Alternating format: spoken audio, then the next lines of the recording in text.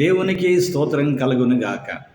క్రీస్తునందు ప్రియమైన యేసుతో ఏకాంత సమయం క్వైట్ టైం కార్యక్రమ వీక్షకులందరికీ ప్రభువైన యేసుక్రీస్తు నామం పేరట విజన్ క్యూటీ ఫెలోషిప్ తరఫున ప్రత్యేక వందనాలు, శుభాలు తెలియజేస్తూ నేటి ధ్యాన కార్యక్రమానికి మిమ్మల్ని ప్రేమతో ఆహ్వానిస్తున్నాను. ప్రియులారా, నేటి ధ్యానం కొరకే ఏర్పాటు చేయబడిన పరిశుద్ధ లేఖన భాగము లూకాసు వార్త 6వ అధ్యాయము 39 నుండి 49 వచనాలు. ప్రియులారా, మీ దగ్గర బైబిల్స్ అందుబాటులో ఉన్నట్టయితే నాతో పాటు మీరు కూడా బైబిల్ తెరవండి. నేను సమయానుకూలంగా మీ నిమిత్తము 39 నుండి 45 వచనాలు మాత్రం చదివి వినిపిస్తాను. మీరు పూర్తి లేఖన భాగం చదివి ధ్యానం చేస్తుందిగా మరోసారి మీకు జ్ఞాపకం చేస్తూ ముందుగా వాక్యం చదివి ధ్యానంలోకి వెళదాం. మరియు ఆయన వారితో ఈ ఉపమానం చెప్పెను. గుడ్డివాడు గుడ్డివానికి దారి చూపగలడా? వారిద్దరూ గుంటలో పడదురు కదా. శిష్యుడు తన బోధకుని కంటే అధికుడు కాడు. సిద్ధుడైన ప్రతివాడు తన బోధకుని వలె ఉండును. నీవు నీ కంటిలో ఉన్న దూలమును ఎంచక నీ సహోదరుని కంటిలో ఉన్న నలుసును చూడనేలా? నీ కంటిలో ఉన్న దూలమును చూడక నీ సహోదరునితో, సహోదరుడా, నీ కంటిలో ఉన్న నలుసును తీసివేయమని నీవెలాగూ చెప్పగలవు? వేషధారి, మొదట నీ కంటిలో ఉన్న దూలము తీసివేయము, అప్పుడు నీ సహోదరుని కంటిలో ఉన్న నలుసు తీసివేయట నీకు తేటా కనబడును. ఏ మంచి చెట్టును పనికిమాలిన ఫలము ఫలింపవు, పనికిమాలిన చెట్టు మంచి ఫలములు ఫలింపవు. ప్రతి చెట్టు తన ఫలము వలన తెలియబడును. ముళ్ళ పొదలలో అంజూర పండ్లు ఏరుకొనరు, కొరింద పొదలో ద్రాక్ష పండ్లు కొయ్యరు. సజ్జనుడు తన హృదయమును మంచి ధననిధిలో నుండి సద్విషయములను బయటికి తెచ్చును. దుర్జనుడు చెడ్డ ధననిధిలో నుండి దుర్విషయములు బయటికి తెచ్చును. హృదయం నిండిన దానిని బట్టి ఒకరి నోరు మాట్లాడును. చదవబడిన లేఖన భాగమును దేవుడు నేటి మన ధ్యానం కొరకు దీవించి ఆశీర్వదించునుగాక. ప్రియులారా, నేటి ధ్యాన భాగం పూర్తిగా చదివిన తర్వాత దీని కొరకు ఏర్పాటు చేయబడినటువంటి ప్రధాన అంశము చెట్టు దాని ఫలముల వలన తెలియబడును. చెట్టు దాని ఫలం వలన తెలియబడును. A tree is known by its fruit అనే అంశమును ఆధారం చేసుకొని నేటి పాఠ్యభాగ సారాంశాన్ని జాగ్రత్తగా మనం గమనించినట్లయితే, యేసు ప్రభు తన శిష్యులకు తమ శత్రువులను ప్రేమించాలని, ప్రతిఫలంగా ఏమీ ఆశించకుండా తన పొరుగు వారికి సహాయం చేయాలని, దేవుని స్వరూపంలో దయగల వ్యక్తిగా మనం ఉండాలని ఆయన వాక్యంలో నుండి బోధిస్తూ ఉన్నాడు. వారి మాటలు మరియు వారి పనులు వారెవరో తెలియజేస్తాయని యేసుప్రభు హెచ్చరిక చేస్తున్నాడు.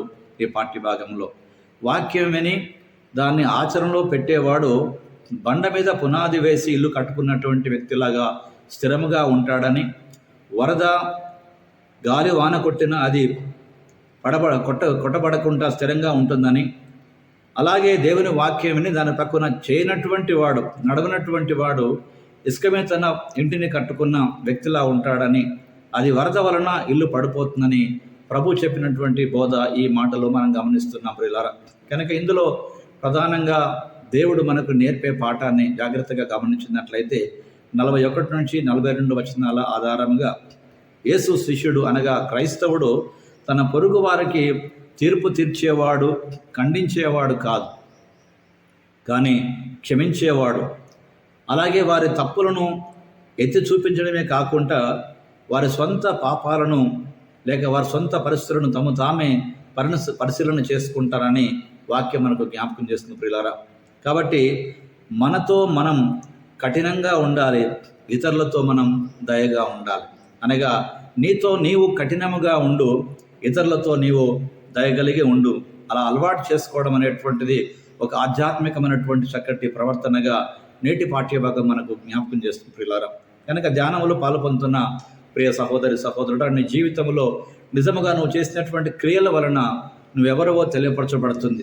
అంతే తప్ప కేవలం మాటల వలన గొప్పతనం చాలుట వలన కాదన్న సంగతి నేటి పాఠ్యభాగం మన జీవితానికి స్పష్టం చేస్తున్నటువంటి ఒక పాఠం. ప్రియులారా, ఇందులో ప్రధానంగా 43 నుండి 49 వచనాలలో ధర్మము లేక నీతి అనేటువంటిది కేవలం మాటల్లో ఉండదు, అది చేతల్లో అనే క్రియల్లో ఉంటుంది.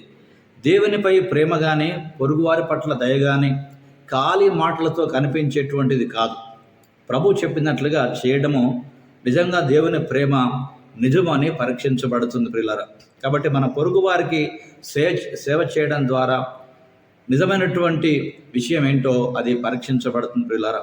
కాబట్టి ఈ రోజున ప్రభు నేర్పేటువంటి పాఠంలో నుండి మన జీవితానికి అన్వయింపుగా మన చర్యల ద్వారా మన విశ్వాసము నిజమని నిరూపించుకుంటున్నామా, లేక ఈ రోజుల్లో మనం ఇస్తున్నటువంటి ఫలాలు మనం ఎవరమో తెలియజేస్తున్నాయో సంగతి ప్రియులారా, వాక్యపు వెలుగులో ఒకసారి మన జీవితాన్ని మనం సరిచూసుకోవలసిన వారమై ఉన్నాం, సరి చేసుకోవలసినటువంటి వారమై ఉన్నాం. చెట్టు తన ఫలం వలన ఎలాగో తెలియపరచబడుతుందో అలాగే ప్రియులారా మనము కూడా మన క్రియల ద్వారా మనం ఎవరమో తెలియపరచబడుతుంది. కనుక మాటలతో కేవలము ఇతరులను మెప్పించడం కాదు కానీ ప్రియులారా, చక్కటి క్రియాత్మకమైన జీవితము జీవించడం ద్వారా మనం ఎవరమో లోకము గ్రహించి మన ద్వారా ప్రభువును తెలుసుకునేటువంటి కృప ప్రజలకు అందించబడాలని మన జీవితాన్ని సరిచేసుకోవడం, చక్కదిద్దుకోవడం మనకెంతో ఆశీర్వాదం ప్రియులారా. కనుక చెట్టు దాని ఫలం వలన ఎలాగైతే తెలియపరచబడుతుందో అలాగే ప్రియులారా మనము కూడా మన క్రియల వలన తెలియపరచబడతాం. కాబట్టి కేవలం పైన మాటలు చెప్పడం ద్వారా ఎంతో దయ, జాలి, కనికరం కలిగిన వారిగా చెప్పుకోవడం కాదు కానీ ప్రియులారా, దాని క్రియల్లో చూపించుట గొప్ప సంగతి. కనుక ప్రభువారు తన వాక్యం ద్వారా మనతో మాట్లాడుతుండగా రండి ఓ ప్రార్థన మన కొరకు మనం చేసుకుందాం. ప్రభువా, కేవలము మా లోపల కనబడేటువంటి మనుషులకు కనబడేటువంటి జ్ఞానం కలిగి ఉండటం మాత్రమే కాదు కానీ తండ్రి, మాకున్నటువంటి మీరిచ్చిన మంచి గుణలక్షణాలను మా క్రియల ద్వారా లోకానికి చూపించగలిగి మా విశ్వాసాన్ని పెంపొందించుకోవడానికి నీ వాక్యము, నీ కృప మాకు సహాయం అనుగ్రహించమని క్రీస్తు ప్రభు పేరట ప్రార్థిస్తున్నాం పరమ తండ్రి. Amen, amen. ప్రియులారా, ప్రభువారు నిత్యము తన వాక్యం ద్వారా మనతో మాట్లాడుతుండగా ఈరోజు కూడా చెట్టు దాని ఫలం వలన తెలియబడినట్లుగా ప్రియులారా మనము కూడా మన క్రియల ద్వారా తెలియపరచబడతామన్న సంగతి ప్రభు మాట్లాడుతుండగా ప్రియులారా, నిజంగా యేసుతో ఏకాంత సమయము అనే ఈ ఆధ్యాత్మిక ధ్యాన కార్యక్రమం ద్వారా మీరు మేలు పొందినట్టు ప్రియులారా, మీ అనుభవాలు, అనుభూతులు అనేకులతో పంచుకొని వారి విశ్వాసాన్ని కూడా బలపరచవలసిందిగా ప్రభు పేరట మీకు జ్ఞాపకం చేస్తూ, తెలుసుకొనటం మాత్రమే సరిపోదు, అనగా తల జ్ఞానము కాదు, అది క్రియాత్మకమైన జ్ఞానం ఉండాలని ప్రభు మనతో మాట్లాడుతుండగా అనేకులకు ప్రభు ప్రేమను కేవలం మాటలతో చెప్పే బిడ్డలుగా ఉండకుండా మన క్రియలతో చేసి చూపించే విధంగా ఉండటకు ప్రభు మనకు సహాయం చేయాలని ఆశిస్తాం ప్రియులారా.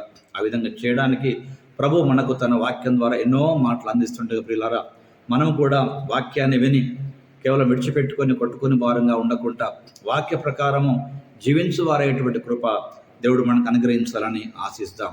ఆ విధంగా చేయగలిగే గొప్ప కృప దేవుడు నీ పట్ల, నా పట్ల అనుగ్రహించి తన నామ ఘనత కొరకు, ఆయన రాజ్య వ్యాప్తి కొరకు అనేకుల జీవితాలలో మార్పు కలగడానికి నా జీవితం ఒక ఫలభరితమైనటువంటి క్రియాత్మకమైనటువంటి విధంగా ఉండే కృప అనుగ్రహించినట్లు ఆశిస్తాం.